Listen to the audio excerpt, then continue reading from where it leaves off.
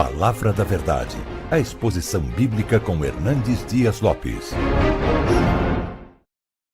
Irmãos, sempre que eu vejo um encontro de líderes, pastores, pastoras, meu coração se enche de esperança.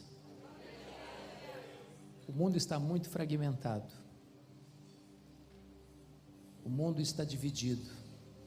Ideologias, partidos, ambições. Mas a Igreja de Cristo é uma só. Nós somos um só povo. Nós somos um só rebanho. Nós somos uma só família. Não há nada mais lindo no mundo do que a Igreja de Cristo. Você chega no lugar onde você nunca foi outrora, vê pessoas que você nunca tinha conhecido antes, e com 5 minutos você se sente em casa. Só na Igreja de Deus acontece isso. Em tempos de crise, a igreja nunca deu marcha ré. Historicamente, a igreja avançou, cresceu, se fortaleceu. E a visão do líder é fundamental nesse momento. Porque enquanto tantos apostam no fracasso, enquanto tantos acham que vamos ter tempos sombrios, nebulosos, a igreja avança. Porque neste vozerio de pessimismo, a igreja tem uma palavra de segurança. Deus está no trono. As rédeas da história estão em suas mãos. E nós temos uma mensagem que não conhece fracasso. É o Evangelho de Jesus Cristo. É o poder de Deus para a salvação de todo aquele que crê. Então, mais do que nunca, você e eu precisamos estar encorajados. Porque a igreja, e só a igreja tem a resposta para esse mundo. Continue pregando, continue sonhando, continue aguardando coisas grandes de Deus. Empreenda grandes projetos no reino de Deus. Eu quero repartir com vocês um texto, e talvez eu vou ter que dividir esse texto em 2 partes, para não passar por ele com muita rapidez. Está em Atos dos Apóstolos, capítulo 20, e eu peço que você abra. Nós vamos ler todo o texto agora, e vamos até onde o pastor vai me dar um sinal. Levantou a mão, comandante manda, o soldado raso obedece. Então, e aí dá uma parada e retoma depois. Atos 20, a partir do verso 17.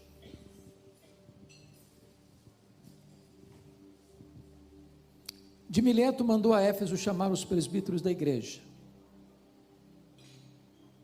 E quando se encontraram com ele, disse-lhes: vós bem sabeis como foi que me conduzi entre vós em todo o tempo, desde o primeiro dia em que entrei na Ásia, servindo ao Senhor com toda humildade, lágrimas e provações que pelas ciladas dos judeus me sobrevieram, jamais deixando de vos anunciar coisa alguma proveitosa e de vou-la ensinar publicamente e também de casa em casa, testificando tanto a judeus como a gregos o arrependimento para com Deus e a fé em nosso Senhor Jesus Cristo. E agora, constrangido em meu espírito, vou para Jerusalém, não sabendo o que ali me acontecerá, senão que o Espírito Santo, de cidade em cidade, me assegura que me esperam cadeias e tribulações. Porém, em nada considero a vida preciosa para mim mesmo, contanto que complete a minha carreira e o ministério que recebi do Senhor Jesus, para testemunhar o Evangelho da graça de Deus. Agora eu sei que todos vós, em cujo meio passei pregando o reino, não vereis mais o meu rosto. Portanto, eu vos protesto no dia de hoje, que estou limpo do sangue de todos, porque jamais deixei de vos anunciar todo o desígnio de Deus. Atendei por vós e por todo o rebanho sobre o qual o Espírito Santo vos constituiu bispos, para pastoreardes a igreja de Deus, a qual ele comprou com seu próprio sangue. Eu sei que depois da minha partida, entre vós penetrarão lobos vorazes, que não pouparão o rebanho, e que dentre vós mesmos se levantarão homens falando coisas pervertidas para arrastar os discípulos atrás deles. Portanto, vigiai, lembrando-vos de que por 3 anos, noite e dia, não cessei de admoestar com lágrimas a cada um. Agora, pois, encomendo-vos ao Senhor e à palavra da sua graça, que tem poder para vos edificar e dar herança entre todos os que são santificados.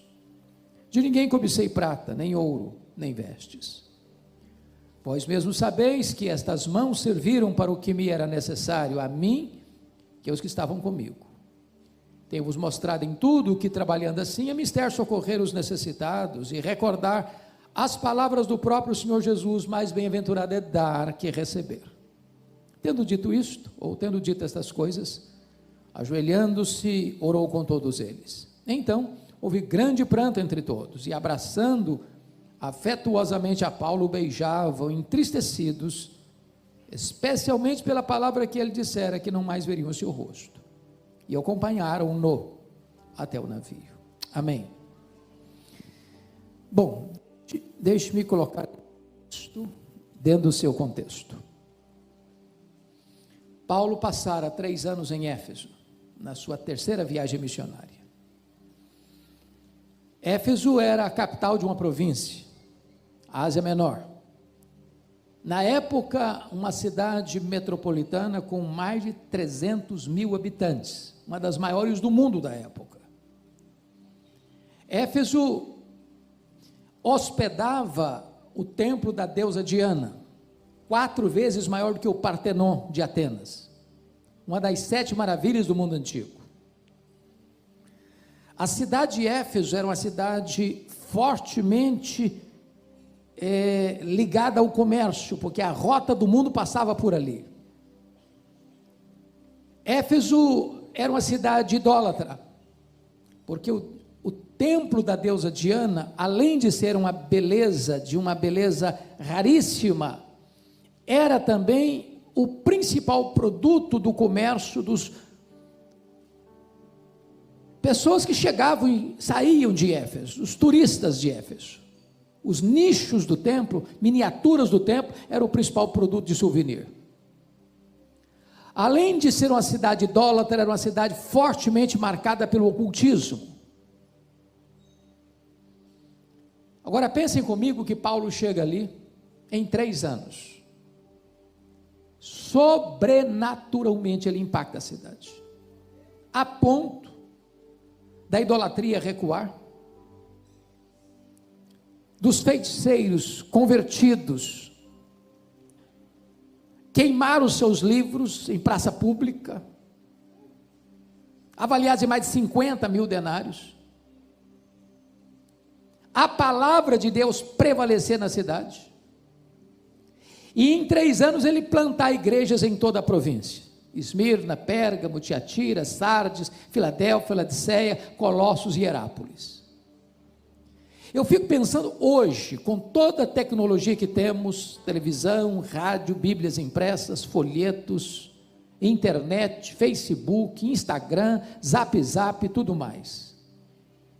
Um pastor chega numa cidade de 300 mil habitantes, em 3 anos, via de regra, nem conhecido ele é na cidade ainda. Não tem outra explicação para o êxito de Paulo em Éfeso, a não ser a obra soberana e sobrenatural do Espírito Santo na sua vida e através da sua vida. Mas não foi fácil não. Ele chega a comentar, ao escrever à igreja de Corinto, enquanto estava em Éfeso, que ele enfrentou em Éfeso lutas, aliás, feras. Ele enfrentou situação, tribulação, acima da sua força, a ponto de desesperar-se da própria vida. Parece que quanto mais pressão a igreja enfrenta, mais a igreja avança, mais a igreja cresce. Sucesso no ministério não é ausência de tensão, não é ausência de pressão, não é ausência de tempos difíceis. E então agora, depois de 3 anos, Paulo está saindo de Éfeso, indo para Jerusalém para levar as ofertas que ele recolhera entre as igrejas antílicas para os pobres da Judéia, em virtude da fome que assolou o mundo no período de Cláudio, imperador Cláudio. E então ele para aqui em Mileto, chama os presbíteros para uma espécie de discurso de despedida, onde ele vai abrir o coração e partilhar com eles suas instruções de como eles deveriam se portar na igreja. E esta palavra de Paulo com esses presbíteros, que ele chama também de pastores e de bispos, serve para nós hoje como que um farol a guiar os nossos passos, nos tempos turbulentos em que estamos vivendo. O mundo está em convulsão,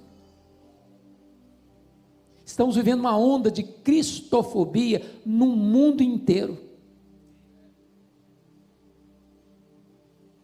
Países que outrora tinham coragem e orgulho de levantar a bandeira do Evangelho, parece que estão enrolando esta bandeira, se envergonhando dela. E é nessa hora, irmãos, que nós, pastores e líderes, precisamos nos levantar. Que as cortes recuem, que os parlamentos recuem, que os palácios recuem, a igreja não há de recuar, em nome de Jesus.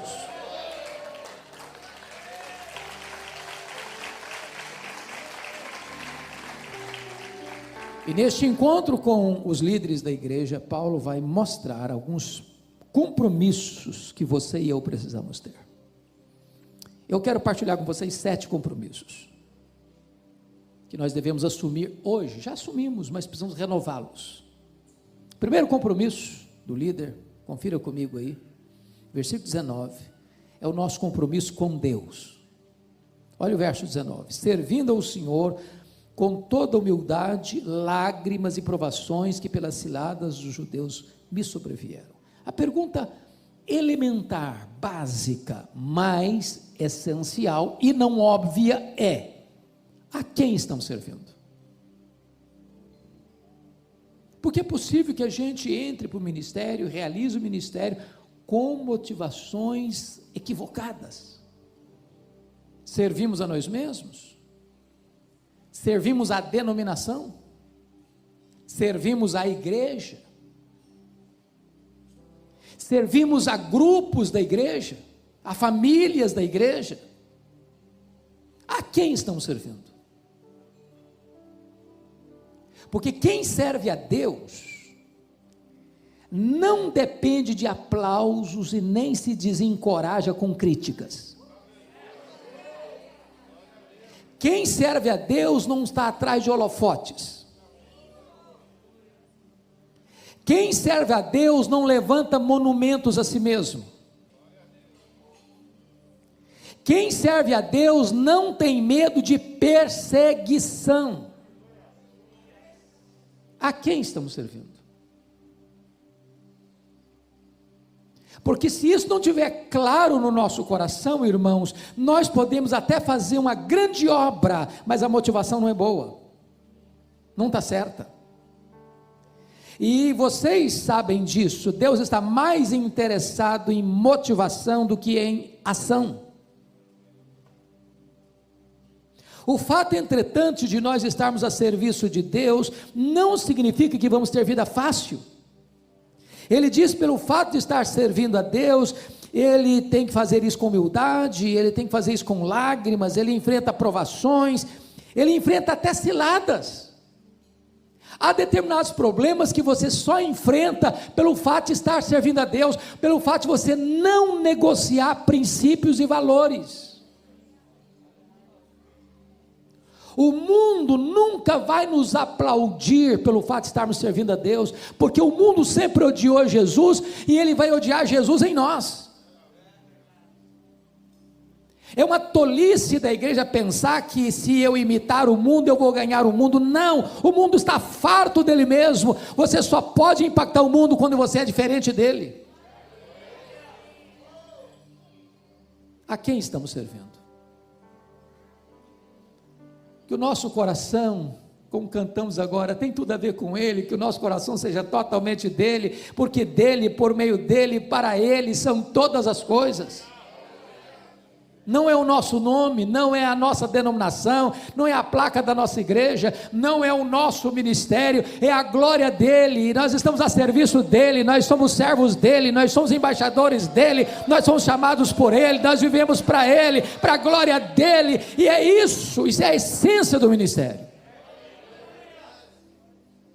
Segundo compromisso, compromisso com nós mesmos. Olha comigo, por favor, o versículo 18.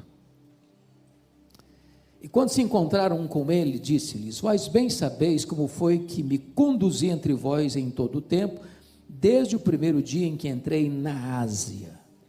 Olha o verso 28, a parte A: atendei por vós. Ô irmãos, isso é tão importante. O que Paulo está dizendo para esses irmãos é o seguinte: olha, vocês conhecem, o dia que eu cheguei aqui, lembram-se disso, pois a minha vida, minha postura, meu ministério, meu trabalho, minha conduta, minhas ações, minhas reações, minhas decisões, desde o primeiro dia até o último dia, hoje, que eu estou indo embora, teve consistência. Não houve zigue-zague, altos e baixos. Não foi um tobogã. Em outras palavras, a vida do líder é a vida da sua liderança. Seu ministério tem exatamente o tamanho da sua vida. Há um ditado na língua portuguesa que diz que a última impressão é a que fica. No ministério não pode existir a última impressão, é a primeira, é a segunda, é a última. Tudo precisa estar na mesma régua.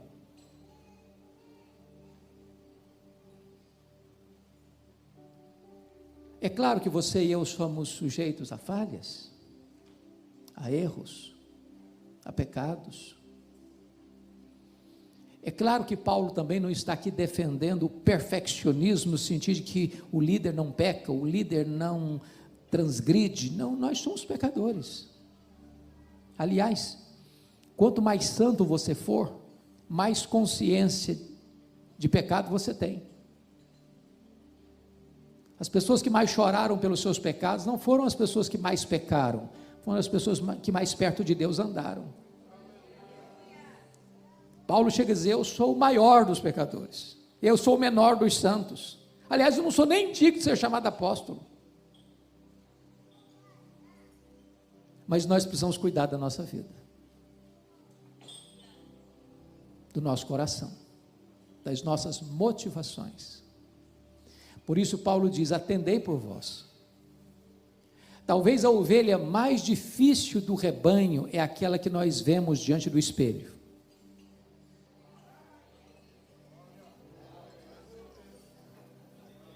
Se nós não pastorearmos a nós mesmos, nós estaremos desqualificados para pastorear todo o rebanho de Deus.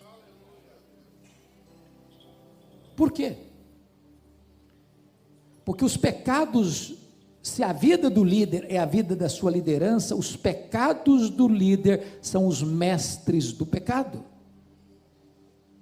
Isso porque os pecados do líder são mais graves, são mais hipócritas e são mais danosos do que os pecados dos outros. Mais graves porque o líder peca contra o maior conhecimento. Mais hipócritas porque o líder denuncia o pecado em público e às vezes o pratica em secreto. E mais danosos porque quando um líder cai, mais pessoas são atingidas. Então Paulo diz: atendei por vós. Vigie a sua própria vida. Pastoreie o seu próprio coração. E vocês que são pastores, pastoras, pregadores, pregadoras, sabem disso. É mais fácil você pregar para uma multidão do que você pregar para você mesmo. Você confrontar a você mesmo. Você enfrentar a você mesmo. Mas Paulo diz: atendei por vós. E ele dá o exemplo: vocês sabem como eu me comportei entre vocês, desde o primeiro dia em que entrei na Ásia, até o dia que eu estou me despedindo de vocês. Que Deus os dê graça, irmãos, para manter o fogo aceso no nosso coração, para manter o óleo fresco na nossa cabeça, e para manter as vestes alvas. Terceiro princípio: o compromisso do líder com a palavra de Deus.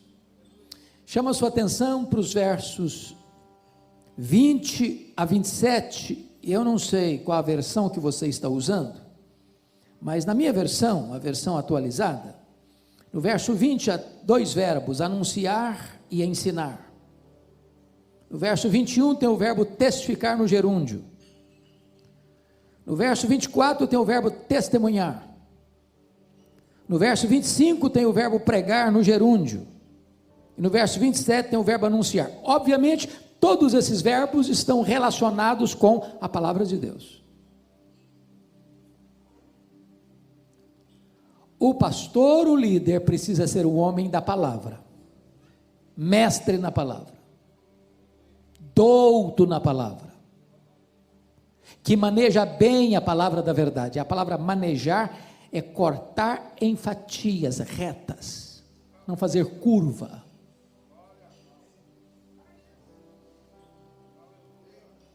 Você precisa comer a palavra, se alimentar da palavra, amar a palavra. Nas palavras de Paulo, a primeira carta de Timóteo, você precisa se afadigar na palavra. Porque quem se alimenta de leite magro não consegue dar comida boa e consistente para o rebanho. E eu chamo a sua atenção agora para o verso 20. Jamais deixando de vos anunciar coisa alguma proveitosa e de vos-la ensinar, publicamente também de casa em casa. Chama a sua atenção para esse fato, ensinar publicamente também de casa em casa. Ou seja, ensinar para uma grande congregação e ensinar num pequeno grupo. Por que que isso é importante hoje? Para você não correr o risco de ser um pastor seletivo. O que é que eu quero dizer com isso? Cuidado para você não nutrir no coração a falsa ideia de que você é importante. Você não é importante, importante é a palavra. Importante é a palavra. Você passa, eu passo, nós passamos, a palavra de Deus permanece para sempre. Você é apenas um vaso de barro, o que tem valor é o que está dentro do vaso. Mas se você não tomar cuidado, você começa a achar que você é importante. E aí você começa a ficar seletivo. Ô irmãos, nós estamos vivendo um tempo tão difícil. E vocês sabem disso. Você manda um convite para um pastor, ele não te responde, ele manda um questionário para você, manda um questionário.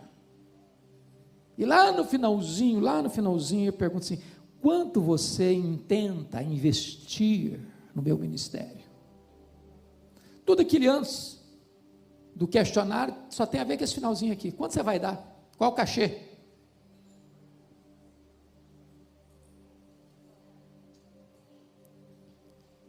Certa feita, fui convidar um cidadão para pregar, não consegui falar com ele porque ele estava blindado. Tem pastor que está blindado. Com muito custo consegui falar com a secretária, e quando eu fiz o convite, ela disse assim: não, o nosso pastor não prega mais em igreja, só prega em grandes encontros. Eu não me contive, disse: então, fala para o seu pastor que ele é mais importante do que Jesus, do que o apóstolo Paulo. Porque pelo que me consta, Paulo ensinava publicamente e também de casa em casa. Pelo que me consta, Jesus pregou os seus melhores sermões para uma pessoa só. Então, cuidado, pastor, para você não achar que você é grande. E ao receber um convite de uma igreja pequena, ou de uma igreja de bairro, ou de uma congregação de chão batido, não, lá eu não vou, eu sou agora um cara muito importante, eu só vou em grandes igrejas, ou em grandes congressos. Para com isso. Para com isso. Eu não estou dizendo que você não possa ser estratégico e responsável com a mordomia do seu tempo, não estou dizendo isso não. O que estou lhe dizendo é para você vigiar o seu coração. Eu gosto e faço isso. Atenda algumas agendas propositadamente daquela igreja de baixar a portinha assim, ó. Faço questão.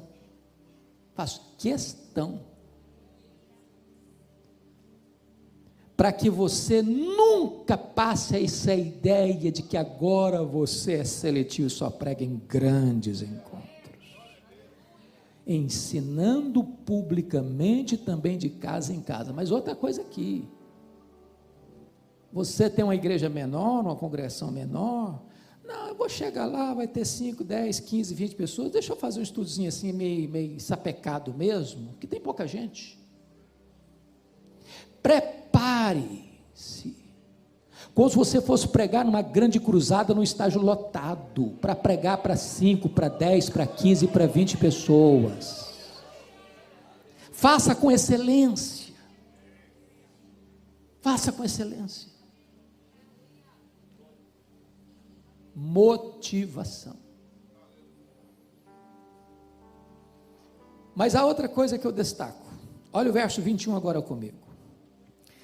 Testificando tanto a judeus como a gregos, o arrependimento para com Deus e a fé em nosso Senhor Jesus Cristo. Note você que no verso 20 ele estava ensinando. Mas no verso 21 ele está testificando arrependimento para com Deus e fé em nosso Senhor Jesus Cristo. Arrependimento para com Deus e fé em nosso Senhor Jesus Cristo são os dois elementos da conversão. O que você notou aqui? Paulo é um mestre no verso 20 e Paulo é um evangelista no verso 21. Mas qual a importância de frisar isso aqui agora?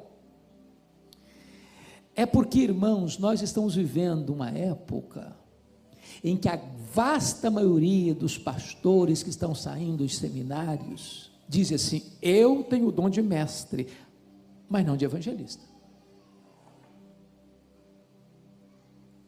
O cara não sabe o que é atravessar a rua, entrar na casa de uma pessoa e compartilhar Jesus.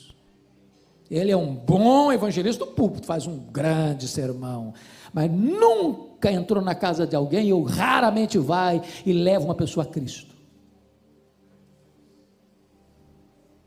Na década de 80, uma frase ganhou o Brasil no mundo evangélico, alguns talvez se lembrem: ovelha gera ovelha, pastor não gera ovelha. Essa premissa é parcialmente verdadeira. Por ser apenas parcialmente verdadeira, ela é totalmente falsa. Preste bem atenção nisso.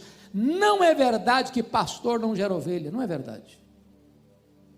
Pastor é um evangelista, sim. Pastor é um ganhador de alma, sim. Pastor não só ensina, pastor também testifica arrependimento para com Deus e fé em nosso Senhor Jesus Cristo, sim. Eu não sei a realidade da denominação dos irmãos todos que estão aqui, mas via de regra, as igrejas hoje estão querendo mais performance, e em muitos seminários hoje ninguém mais dá uma aula, vai para um seminário se não tem mestrado, outros exigem doutorado. Lá no passado, quando eu fiz seminário, e não foi tanto tempo assim, um pastor de igreja dava aula, talvez tinha de fato um pouco de limitação no conhecimento, mas botava fogo no coração da gente, fogo no coração da gente. Hoje o que acontece? O professor de um seminário é tempo integral, tem mestrado, doutorado, pós-doutorado, e aí ensina o pastor a ser um cara de gabinete. Ele é mestre, mas não é evangelista. Aí o cara tem doutorado, pós-doutorado, e mais um porque, e a igrejinha está desse tamanho e fica desse tamanho. Sabe por quê, filho? Quem não semeia não colhe.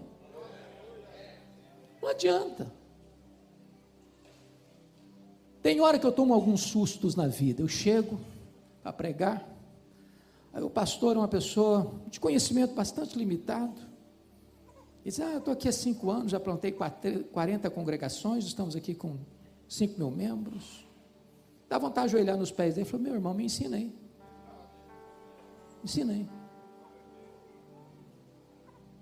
Eu não estou com isso dizendo que você não deva ser um estudioso, não. Eu acho que nós estudamos pouco.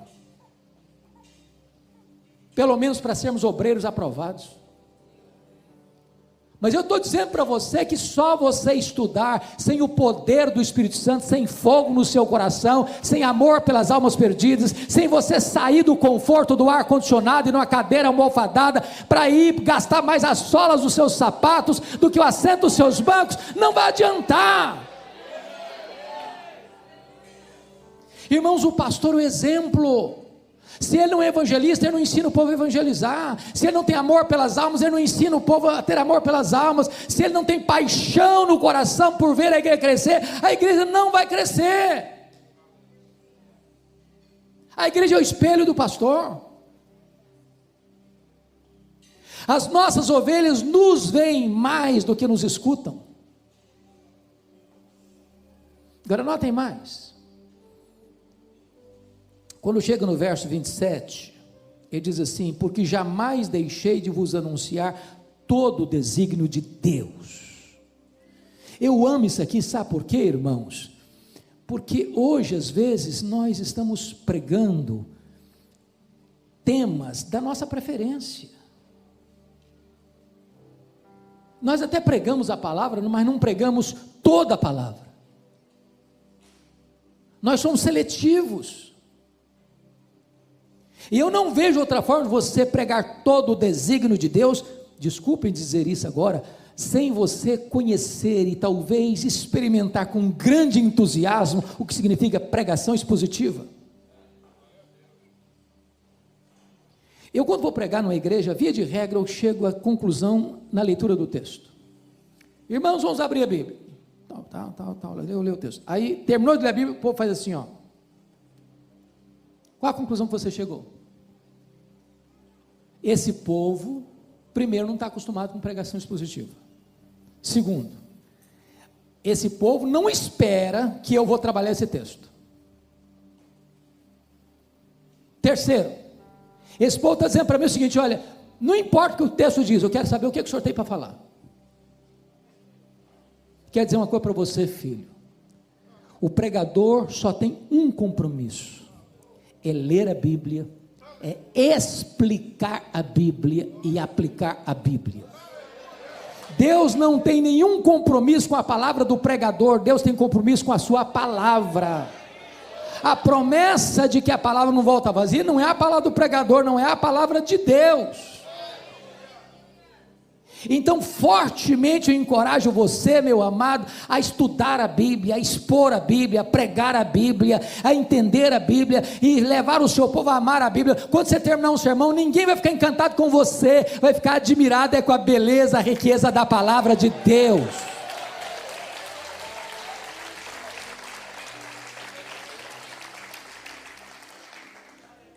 Quarto princípio.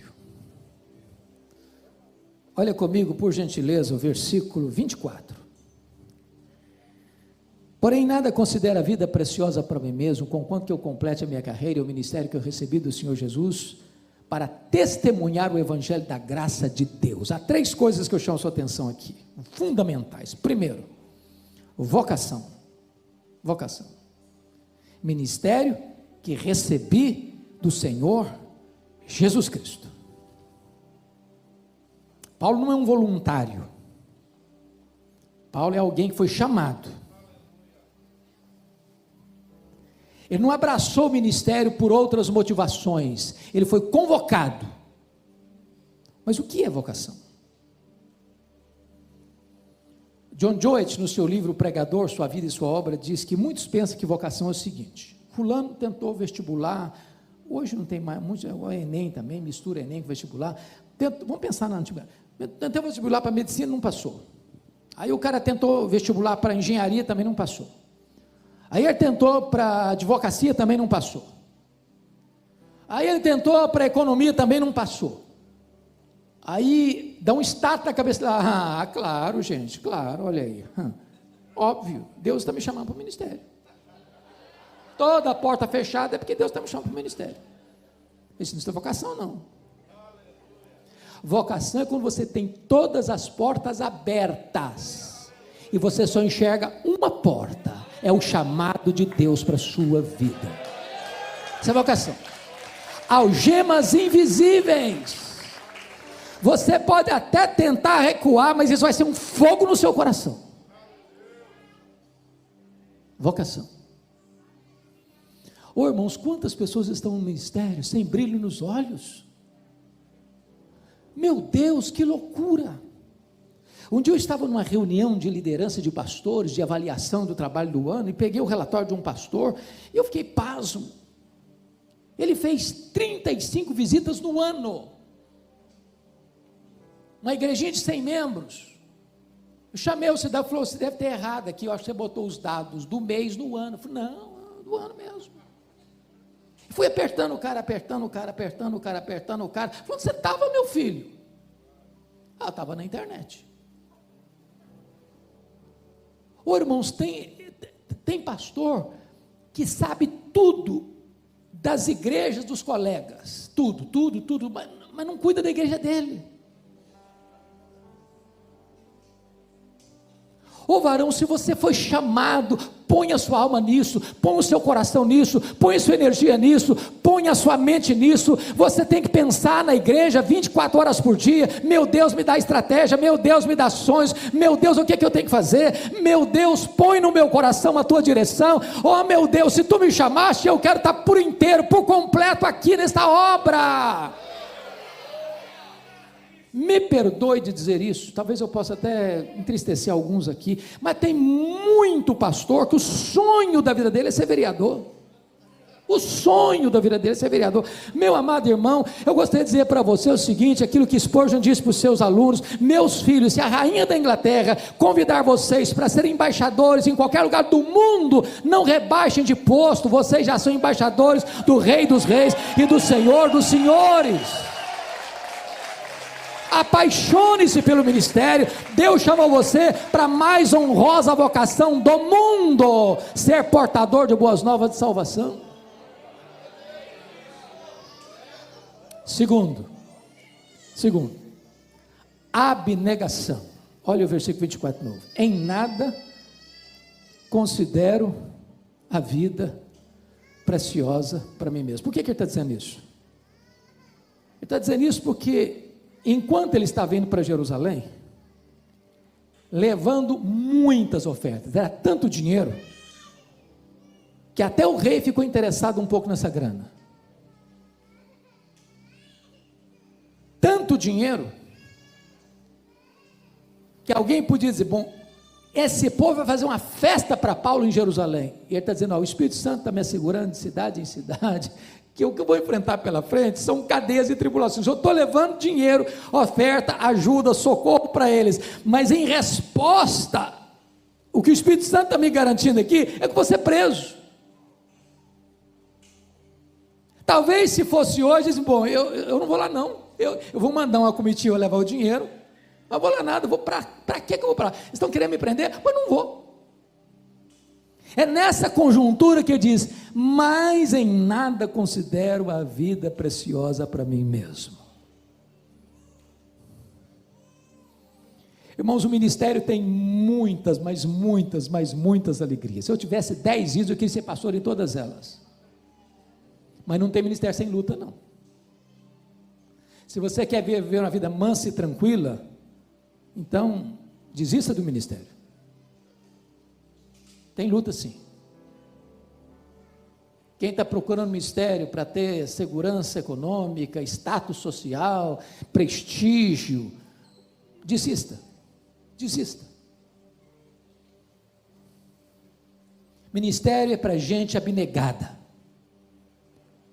Para a gente que diz que não importa o que vai acontecer comigo, eu quero ser pastor. Não importa o que vai acontecer comigo, eu quero continuar pregando. Não importa se problemas vêm, se a tempestade chega, se a perseguição vem, se as pessoas vão lutar contra mim, se vão falar mal de mim. Não importa o que vai acontecer comigo pela frente, eu quero estar comprometido com esta vocação. A terceira coisa nesse versículo aí, e a gente dá o break que o pastor pediu. Pode seguir, pastor? Então vamos seguir. Vamos seguir. Tá. Terceiro ponto. Paixão. Vocação, abnegação, paixão. Em nada considero a vida preciosa para mim mesmo, conquanto que eu complete minha carreira e o ministério que eu recebi do Senhor Jesus para testemunhar o evangelho da graça de Deus. Oh, amados irmãos, que coisa preciosa é você testemunhar o evangelho da graça de Deus. Sabe por quê? Você tem a garantia de que você não vai fracassar. Nenhum empresário tem garantia de que não vai fracassar. Nenhum comerciante tem garantia de que não vai fracassar. Mas você tem garantia de que você vai ter êxito. Porque este evangelho é o poder de Deus para a salvação de todo aquele que crê. Um dos exemplos para mim mais fantásticos é o que Paulo dá na carta aos Filipenses, quando ele está encerrando a carta no capítulo 4, verso 22, ele diz assim: todos os santos vos saúdam, especialmente os da casa de César. O que era a casa de César? Era um antro de corrupção, de traição, de prostituição, de violência, onde tinha harém de homens e de mulheres, onde os soldados eram treinados para matar crianças, velhos, grávidas. Era o lugar onde tinha os banhos públicos com muita promiscuidade. Era o lugar onde tinha altares aos muitos deuses. Um lugar que não tinha adjetivos para defini-lo, porque se Roma era a cloaca do mundo, não tinha adjetivo para caracterizar a casa de César. Eu estou falando de César aqui, é o Nero, aquele que mandou matar sua mãe, aquele que mandou crucificar os crentes, aquele que mandou queimar os crentes em praça pública, aquele que era louco a ponto de matar membros da sua família. E aí Paulo podia chegar lá e falar: não, isso aqui é jogar pérola aos porcos. E num lugar tão terrível quanto este, ele prega a palavra mesmo algemado, e conversões, e conversões, e conversões, e conversões, e conversões, e conversões. Se você pregar a palavra de Deus num prostíbulo, vai ter conversão lá. Se você pregar a palavra de Deus numa boca de fumo, vai ter conversão lá. Se você pregar a palavra de Deus num bar cheio de bêbados, vai ter conversão lá, porque a palavra de Deus é poderosa.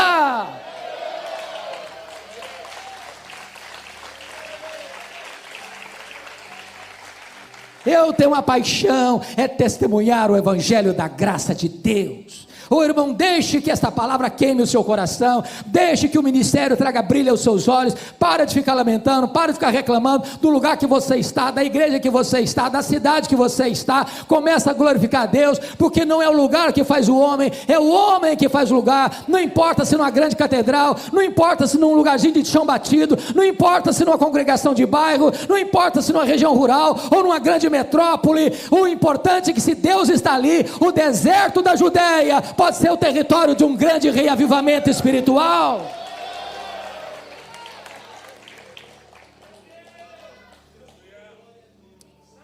Quinto compromisso. Olha comigo, por favor, o versículo 28 a 30. Atendei por vós e por todo o rebanho sobre o qual o Espírito Santo vos constituiu bispos, para pastoreardes a igreja de Deus, a qual ele comprou com seu próprio sangue. Eu sei que depois da minha partida, entre vós penetrarão lobos vorazes, que não pouparão o rebanho, que dentre vós mesmos se levantarão homens falando coisas pervertidas, para arrastar os discípulos atrás deles. Então nós já falamos do compromisso com Deus, do compromisso com você mesmo, do compromisso com a palavra, do compromisso com o ministério. vocação, abnegação, paixão. Agora, em quinto lugar, o compromisso com a igreja. Com a igreja. E Paulo diz: atendei por todo o rebanho sobre o qual o Espírito Santo vos constituiu bispos. Deixa eu fazer só uma perguntinha aqui para os colegas. Na igreja que você pastoreia, tem alguma pessoa complicada? Porque se não tiver, a gente pode fazer algumas transferências também, sem nenhum problema. Nenhum problema. Com todo prazer. Por que Paulo está dizendo atendei por todo o rebanho?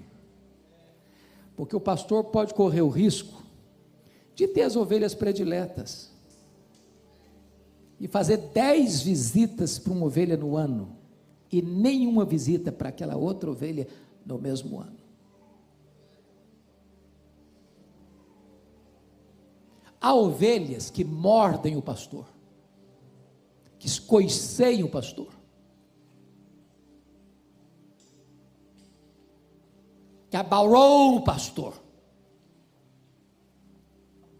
E Paulo diz: atendei por todo o rebanho. Nas palavras de um pastor mais experiente, quando Deus permite isso, é lixa grossa,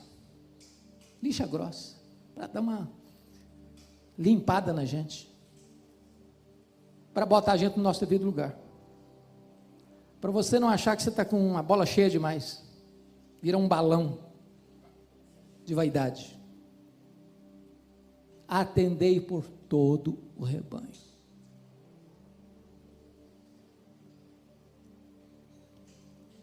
Agora preste atenção, sobre o qual o Espírito Santo vos constituiu bispos. Aqui tem algo sublime para nós. Você conhece igreja onde o pastor é o chefe, é o dono, quem manda é ele, e não fica na frente não, que ele te arrebenta? Tem política de bastidor para ficar ou para sair?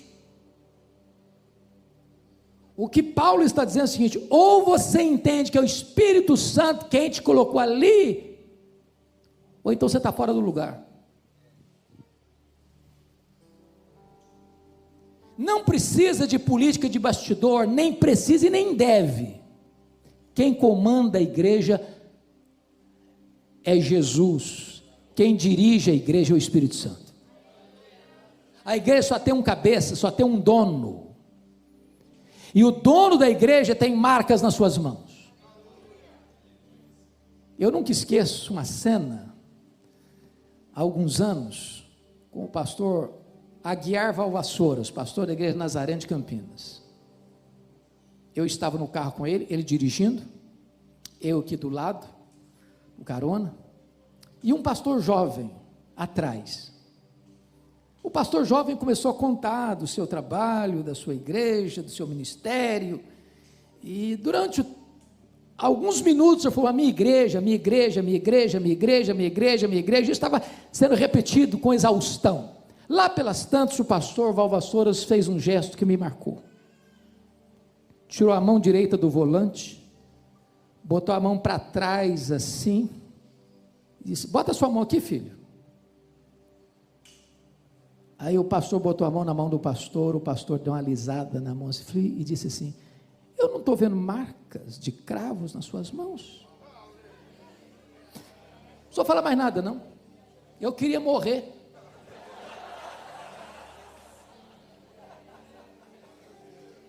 O dono da igreja tem marcas de cravos nas mãos.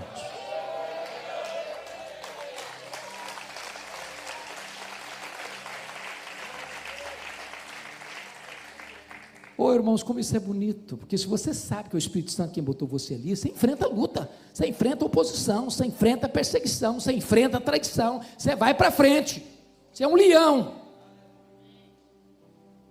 Agora, não queira botar o homem na frente, não queira fazer política de bastidor, não, porque vai dar tudo errado. Tudo errado. E ele prossegue e diz assim: o Espírito Santo vos constituiu bispos para pastoreardes a igreja de Deus. De quem que é a igreja? De Deus. A igreja não é sua, nem minha, nem nossa. Nós podemos e usamos apropriadamente minha igreja, como Paulo diz, o meu evangelho.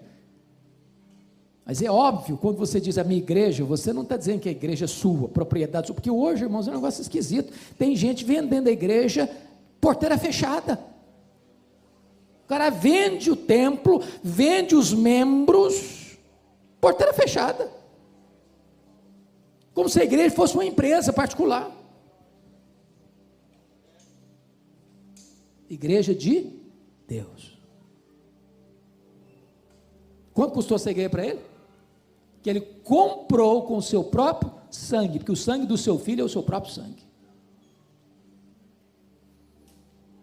Quando você compreende isso, amado, você começa a entender então qual o seu valor. Você está cuidando do alheio, você está cuidando daquilo que não é seu, você está cuidando daquilo que é de Deus. Você é um mordomo, você é um servo, você não é o chefe. O chefe é outro. O chefe está sentado no trono. E o chefe tem marcas de cravos nas suas mãos.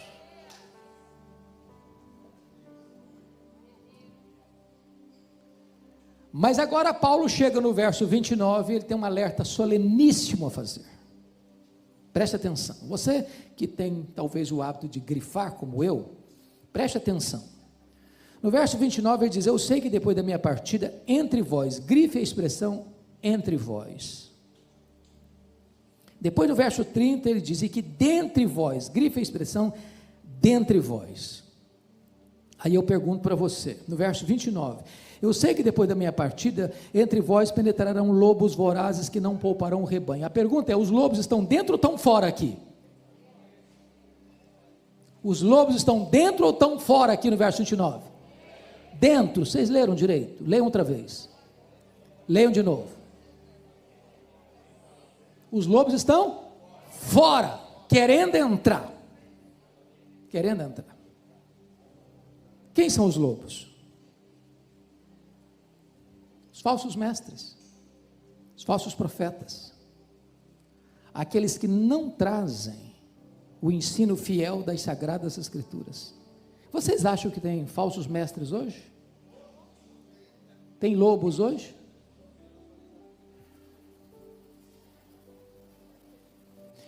O que Paulo está alertando a você e a mim hoje aqui? Meu amado, você que é pastor, por favor, escute o que eu vou lhes dizer. Por favor, nunca convide alguém para estar no púlpito da igreja que Deus lhe confiou, se você não sabe quem é essa pessoa.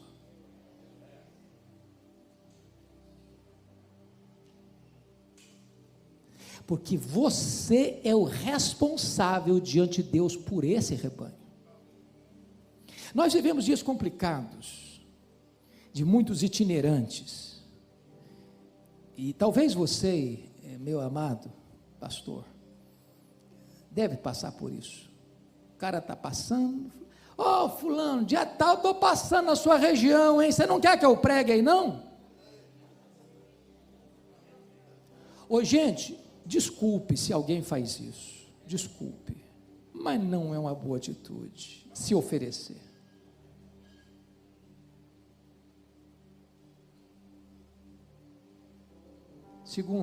Segundo, não pense que todo mundo que diz que é de Deus, de fato é de Deus. Deixa eu lhes dar um pequeno exemplo. Um dia eu estava em Vitória pregando, culto dominical, entra uma mulher muito bem vestida, bem trajada, com um pequeno séquito, com um pequeno grupo atrás dela. Sentou no terceiro, quarto banco, não me lembro direito, mas não sei como essa mulher mandou um bilhete para mim no púlpito, enquanto eu pregava. Terminei de pregar, abri o bilhete, e ela disse assim no bilhete: o Espírito Santo me mandou aqui hoje, e eu quero que o senhor me dê a palavra, porque tem uma mensagem para esta igreja, da parte de Deus. Bom, Peguei o bilhete, li o bilhete, dobrei o bilhete, botei no bolso, terminei a mensagem, impetrei a bênção. Fui lá para a porta da igreja abraçar os crentes. Essa mulher, cuspindo fogo, chegou e botou o dedo no meu nariz e diz: o senhor impediu que o Espírito Santo falasse à igreja hoje? E eu respondi para ela: o Espírito Santo falou, a senhora que não ouviu. Eu preguei a palavra de Deus aqui hoje. Eu não sei quem é a senhora, não sei de onde a senhora vem, não sei no que a senhora crê, mas pela sua petulância, eu sei que Deus não tinha uma palavra de Deus através da senhora por aqui não. Essa mulher fez um estrago na vida de muitas igrejas em Vitória. Então, irmão, você é o pastor da igreja, cuide desse rebanho, para que os lobos não entrem. Porque pode ter certeza, o lobo, ele sempre vem travestido. Ele não vem dizendo que ele é lobo. Ele não vem mostrando as garras. Ele não vem mostrando as presas. Os falsos mestres, via de regra, são muito amáveis no trato, são muito bonitos na fala. Eles enredam com o discurso. Cuidado do rebanho de Deus, proteja o rebanho de Deus. Deus colocou você ali como um vigilante das ovelhas, porque ovelha, é muito curiosa essa imagem da ovelha. A ovelha é um animal inseguro, míope, teimoso, que não sabe se proteger, não sabe correr, se cai num buraco não sabe se levantar sozinha. Ou você protege a ovelha, ou ela não tem capacidade de enfrentar o lobo. Mas termino agora então esse período com o versículo 29, olha aí comigo. Eu sei que depois da minha partida entre vós penetrarão lobos vorazes que não pouparão o rebanho. A expressão aí agora é dentre vós. Eu pergunto, o lobo está dentro ou está fora aqui? Está dentro, travestido, enrustido, disfarçado, querendo se levantar e se manifestar para fazer o quê? Para arrastar os discípulos atrás de quem? Atrás deles mesmos. Eles não formam discípulos para Jesus, eles formam discípulos para eles. Porque há dois tipos de grupo que gostam de ovelhas: é pastor para cuidar e lobo para devorar. Quantos de nós conhecemos história de pessoas que levantaram de dentro da igreja para fazer um levante, um motim, e arranca pessoas, levam atrás deles mesmos? Cabe ao pastor, cabe à liderança da igreja cuidar disso, para que essas pessoas que estão ali, disfarçadas de ovelhas, mas não são ovelhas, não levem esse rebanho para o sacrifício. Deus nos constituiu não apenas como pastores, mas também como vigilantes das ovelhas que Ele nos confiou. As ovelhas não são nossas, as ovelhas são de Cristo, o bom pastor. Que Deus nos ajude. 5 dos 7 princípios que Paulo transmitiu àqueles presbíteros da igreja de Éfeso: compromisso com Deus, consigo, com a palavra, com o ministério e com a igreja.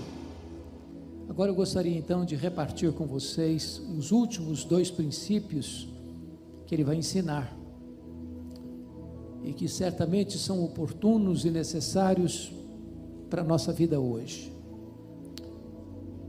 O 6º princípio está aí nos versos 33 a 35. De ninguém cobicei prata, nem ouro, nem vestes. Vós mesmos sabeis que estas mãos serviram para o que me era necessário a mim e aos que estavam comigo. Tenho-vos mostrado em tudo que, trabalhando assim, é mister socorrer os necessitados e recordar as palavras do próprio Senhor Jesus: mais bem-aventurado é dar que receber. O princípio aqui é o compromisso do líder com dinheiro. Com dinheiro. Esse é um ponto muito sensível, de muita atenção. E eu quero dizer por quê. Porque penso que há 2 extremos, polarização sobre esse assunto. O primeiro extremo, irmãos, é quando o pastor é motivado por dinheiro. Jesus Cristo não chamou César de Senhor. Jesus Cristo não chamou nem mesmo o diabo de Senhor. Mas Jesus chamou o dinheiro de Senhor. Diz que ninguém pode servir a dois senhores. O dinheiro exige tempo integral, dedicação exclusiva. E há muitos pastores que optam por esta ou aquela igreja, pelo critério do dinheiro. Talvez você e eu já tenhamos conhecimento, eu pelo menos tenho, de um pastor que chega numa igreja, com entusiasmo, comunica para o rebanho sua alegria em estar ali, de como Deus o enviou para ali. Daqui a 3 meses, ele recebe um convite de uma igreja maior, que paga o dobro do salário, e ele chega para a igreja e diz: meus irmãos, o Espírito Santo está me mostrando que Deus tem coisas mais amplas para mim. Quando toda motivação para ir da igreja A para a igreja B, foi o salário maior que vai receber. Eu não tenho nenhum problema com um pastor que sai da igreja A para a igreja B,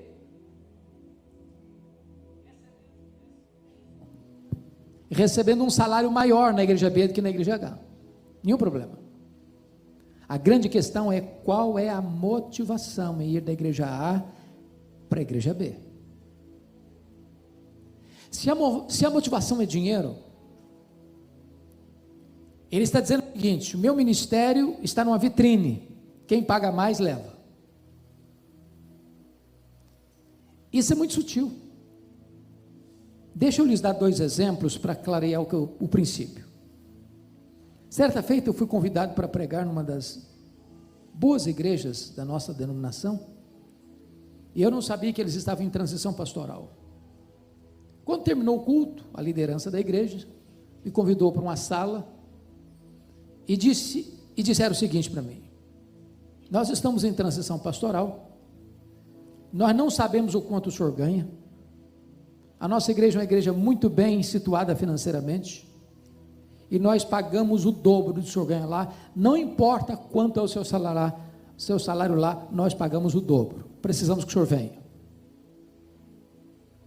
E eu disse para aqueles irmãos: primeiramente, me sinto honrado com o convite, lisonjeado com a oferta. Entretanto, eu preciso dizer 2 coisas para vocês. Primeiro, eu tenho compromisso com a igreja que eu sou pastor. Segundo, se eu vier para cá porque vocês estão me pagando o dobro, eu estou dizendo para vocês que eu tenho preço, que o meu ministério está numa vitrine, quem paga mais leva. Então eu agradeço o convite, mas eu não venho. Porque se fosse, a motivação não era a igreja, era o dinheiro. Que discurso eu faria para a igreja que eu era pastor? Meus irmãos, eu estou saindo porque lá vão me pagar mais. Segundo exemplo, quando eu estava fazendo meu doutorado nos Estados Unidos, fui convidado para pregar numa das grandes igrejas, e a oferta que me fizeram era 4 vezes o que eu ganhava, 4 vezes. Alguém me disse: você é louco não aceitar um convite desse? Fica aqui 5 anos, resolve a sua vida financeira, depois você volta. A grande questão é: quanto vale o seu ministério? Qual é a sua motivação? Eu disse: muito obrigado, mas eu não venho. Eu tenho compromisso com o rebanho, sobre o qual o Espírito Santo me constituiu bispo. Então, muito obrigado, eu não venho. Vigie o seu coração, meu irmão, para que o dinheiro não seja o vetor que vai governar suas decisões. Nós estamos vivendo, irmãos, um tempo difícil, onde pastores e cantores evangélicos são tratados, às vezes, como astros de cinema, pastores que exigem cachê para pregar, cantores que só pregam se o cachê for muito bom, E quando nós contribuímos para essa cultura, nós nos tornamos coparticipantes desse pecado. Eu não tenho nenhum problema de convidar um pregador, e eu sempre fiz isso, e honrar a pessoa que eu convido, com oferta. Agora, também tem outro princípio. Se ao convidar um pastor, diz, eu vou, mas o meu preço é tanto, ainda que a oferta que eu fosse dar, no meu coração estava definida maior do que ele pediu, eu desconvido. Muito obrigado. Você vem não. Porque ministério não é negócio. Pastorado, irmãos, não é troca, não é barganha.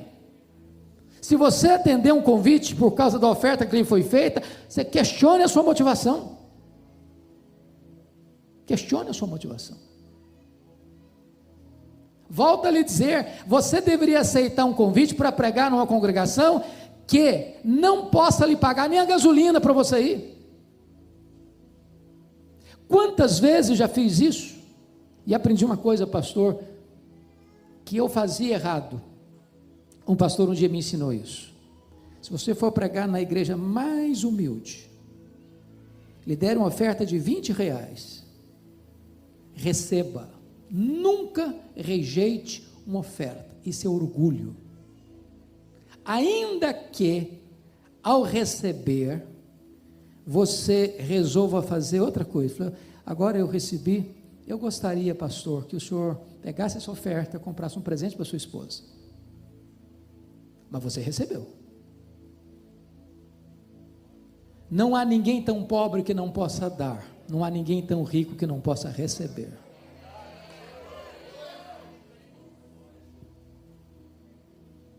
Agora, nós não podemos contribuir com essa tendência, irmãos, de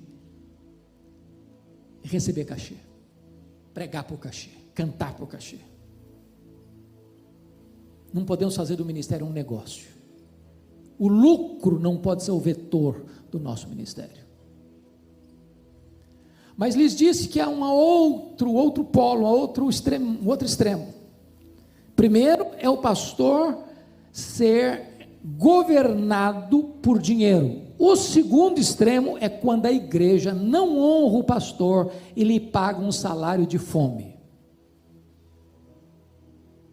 Tem muita igreja, irmão, que o pastor, presidente, recebe um mega salário. Quem rala mais lá na ponta, paga para ser pastor. Biblicamente isso não está certo. O obreiro é digno do seu salário. Agora vamos ver o que Paulo diz aqui. Ele diz o seguinte: de ninguém cobicei prata, nem ouro, nem vestes. Vós mesmos sabeis que estas mãos serviram para o que me era necessário, a mim e os que estavam comigo. Tenho-vos mostrado em tudo que, trabalhando assim, é mister socorrer os necessitados, e recordar as palavras do próprio Senhor Jesus, mais bem-aventurado é dar que receber. Alguns dizem, está vendo, isso aqui sim, isso aqui é exemplo. Paulo trabalhou, foi pastor, e não recebeu salário, e ainda ajudou as pessoas ainda. Esse aí sim. Calma. Paulo não está tratando de salário pastoral aqui. Se você quer saber o que ele pensa sobre salário pastoral, você tem que ler 1 Coríntios capítulo 9, lá ele trata do assunto, e ao tratar do assunto lá, ele diz, ele aplica o mesmo princípio do Antigo Testamento para o Novo Testamento, e diz que o pastor merece primícias, um salário de honra. Agora, o que ele está dando de exemplo é o seguinte: quando a igreja era munheca, mão de vaca, pão dura, e não pagava o salário para ele não deixava de ser pastor não, ele ia fazer tenda, ele ia trabalhar para ser pastor, porque ele não é pastor por causa de dinheiro, ele é pastor por causa de um chamado que ele recebeu de Deus.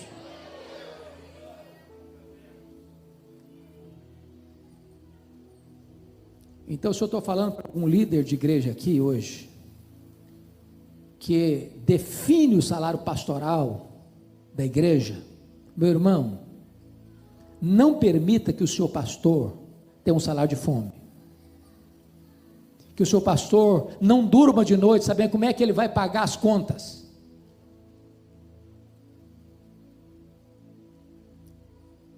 Deixa eu lhes dar um exemplo bíblico. O apóstolo Paulo, quando estava em Corinto, vocês sabem que a igreja de Corinto é uma igreja rica, financeiramente muito bem situada, mas pão dura. A igreja de Corinto não pagou o salário de Paulo enquanto ele foi pastor lá 1 ano e meio. Enquanto Paulo estava lá, ele não falou nada. Depois que ele saiu, foi para Éfeso. De Éfeso ele escreve as 2 cartas aos Coríntios. E aí ele puxa a orelha da igreja. Vamos ver isso? Abra sua Bíblia aí comigo em 2 Coríntios. 2 Coríntios.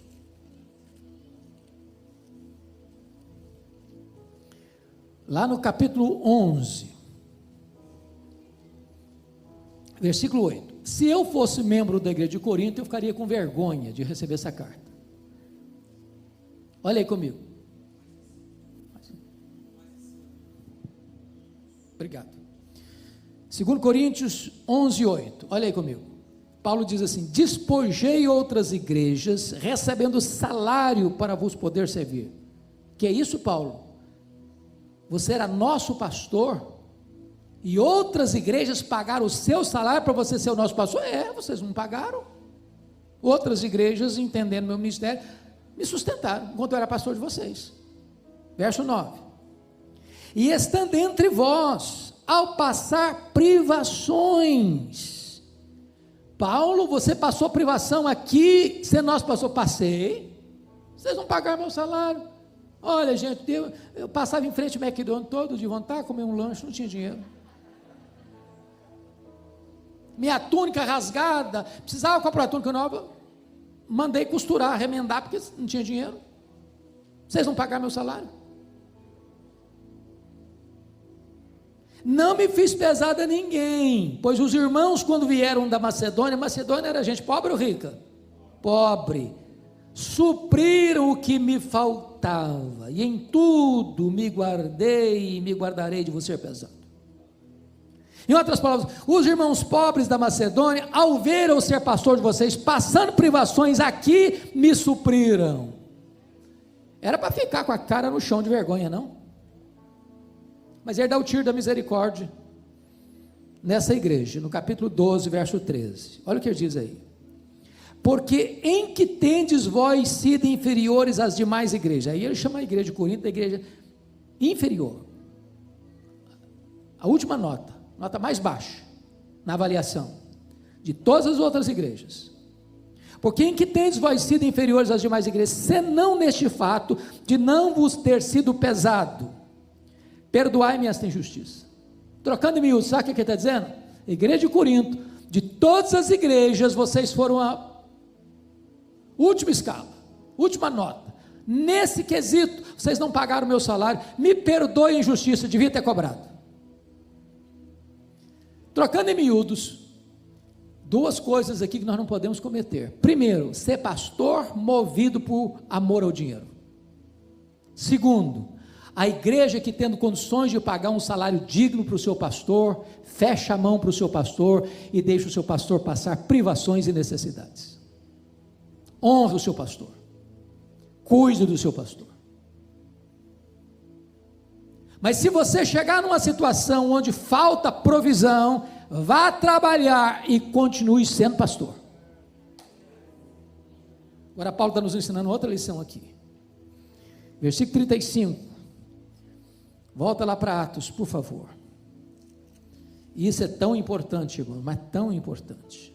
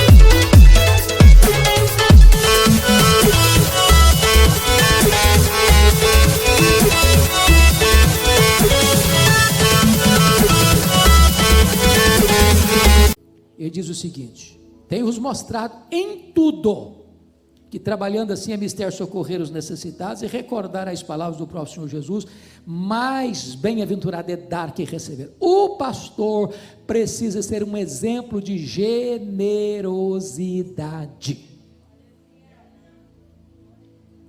Igreja generosa aprende com um pastor generoso. Na hora de entregar o dízimo, o pastor é o primeiro aí no gasofilácio. Vamos fazer uma oferta aqui para ajudar os pobres. O pastor é o primeiro a chegar no gasofilácio.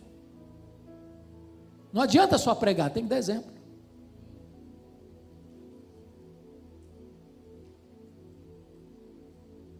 Oh, amados irmãos, como isso é fundamental. Porque as nossas ovelhas aprendem muito mais olhando para nós do que escutando a nós. Generosidade.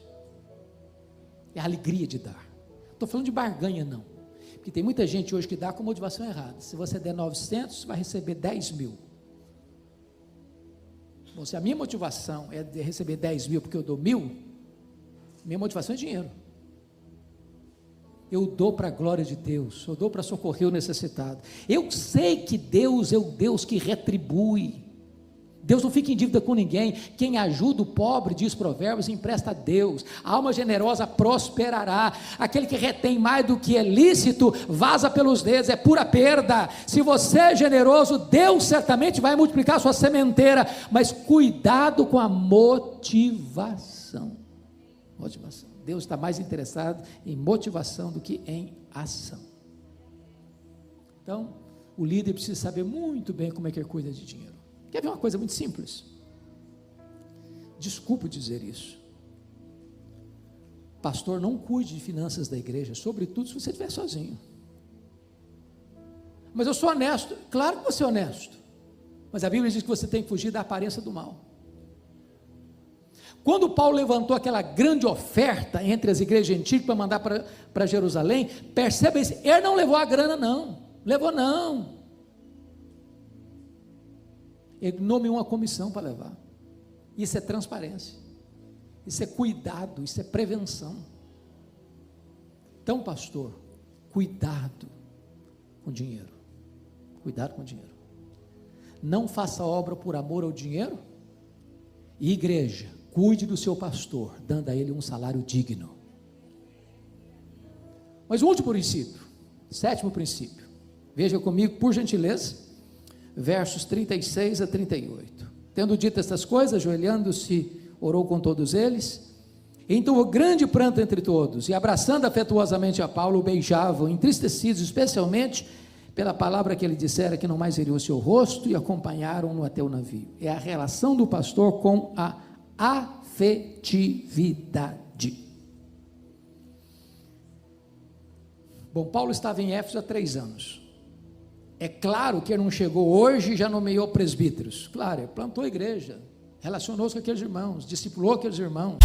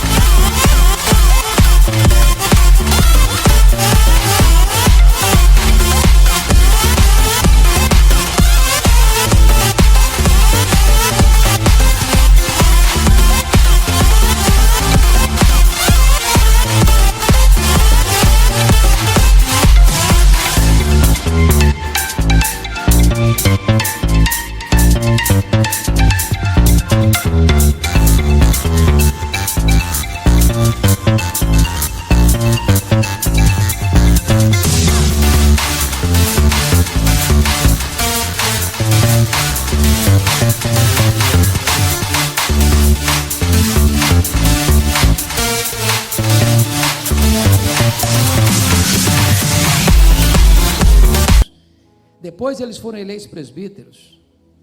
Então tinha menos de 3 anos que Paulo se relacionava com eles.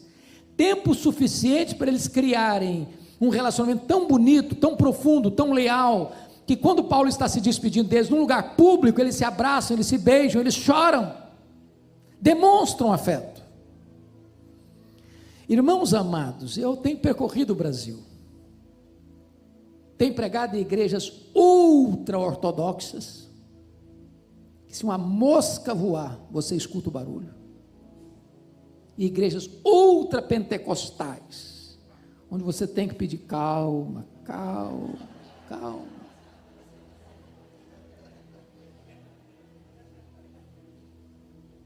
Sabe onde os pastores enfrentam mais tensão na igreja? Não é com as ovelhas, é com a liderança. Pastores com úlcera, pastores com insônia, pastores com depressão, pastores doentes emocionalmente, líderes que na igreja uma bênção, cantam, quando ficam ao redor de uma mesa, viram um monstro, quer subjugar o pastor, quer botar o pastor debaixo da sola do seu sapato. Pastor chega na igreja, primeiro dia a saudação é assim: você está de passagem, nós somos daqui, então abra os olhos, quem manda aqui somos nós.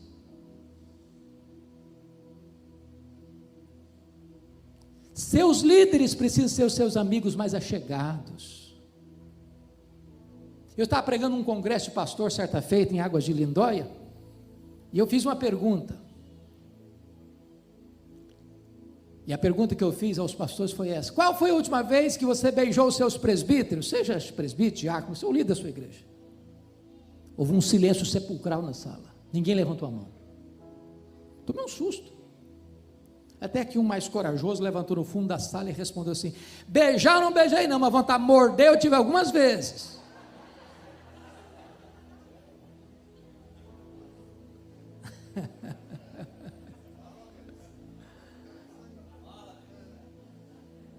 Oi, gente, nós temos que ser mais amáveis, nós temos que ter um pouco mais de mel. Mais de mel.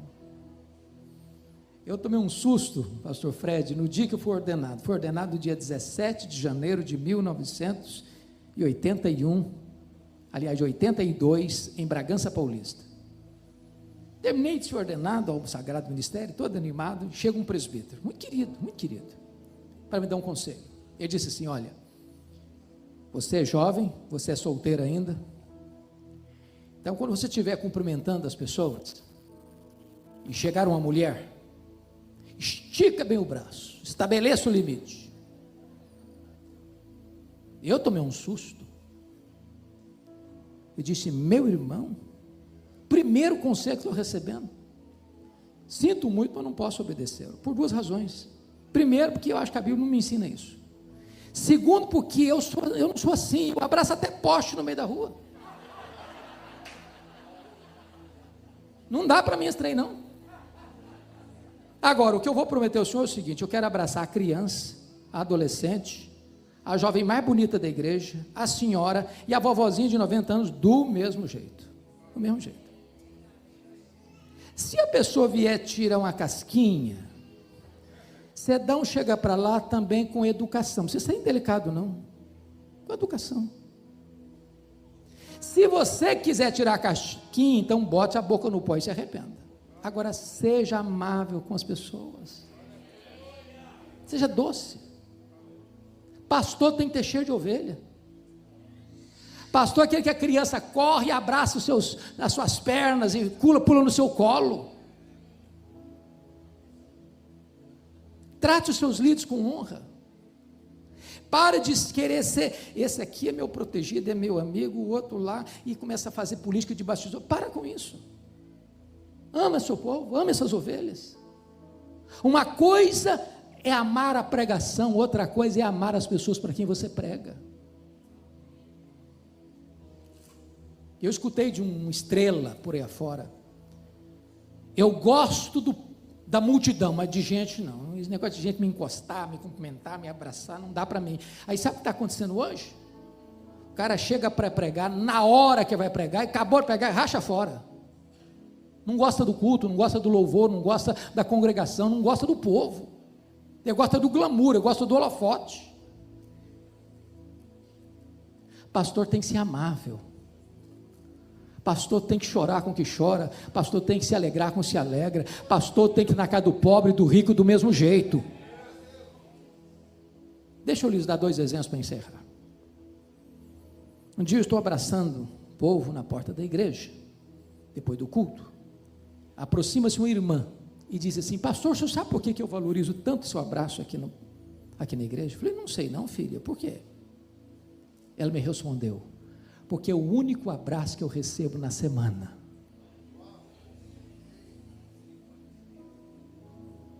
Tem hora que as pessoas precisam na igreja, não é de escutar um sermão, não é de receber um abraço, saber que ela é gente, que ela é amada, que ela é importante, que ela tem valor. Cuidado para você não ir jantar só na casa dos ricos. Vai jantar na casa daquele irmãozinho que bota salame na mesa, e aquele salame tem muito mais valor do que uma picanha maturada. Um dia uma irmã me telefonou, disse, pastor, eu estou ligando para o senhor porque está muito longe, está muito difícil eu ir para a igreja, porque eu moro sozinho, é complicado, então eu estou dizendo para o senhor que eu quero ficar aqui numa igreja perto da minha casa. Eu respondi assim para ela, falei, ô filha, só tem um problema, você é tão querida, tão amada, tão importante aqui, que nós não podemos abrir mão da sua vida. A mulher começou a chorar, do outro lado da linha, e disse assim para mim, pastor, não quero ir para outra igreja, coisa nenhuma, eu só precisava escutar isso do senhor hoje. Se eu dissesse, não minha filha, é isso mesmo, você mora sozinha, fica aí mesmo, que fica melhor para você, ela falou, está vendo aí, eu não valho nada mesmo, não tem importância nenhuma mesmo, o pastor me descartou mesmo, e ficava lá e não ficava triste ainda. As ovelhas precisam saber que você as ama, que você tem compromisso com elas, que você está do lado delas, que você está disposto a dar a vida por elas. Pastor precisa ter coração franqueado para Deus e para as ovelhas de Deus. Que Deus nos ajude. Amém. Muito obrigado, irmãos. Palavra da Verdade, a exposição bíblica com Hernandes Dias Lopes.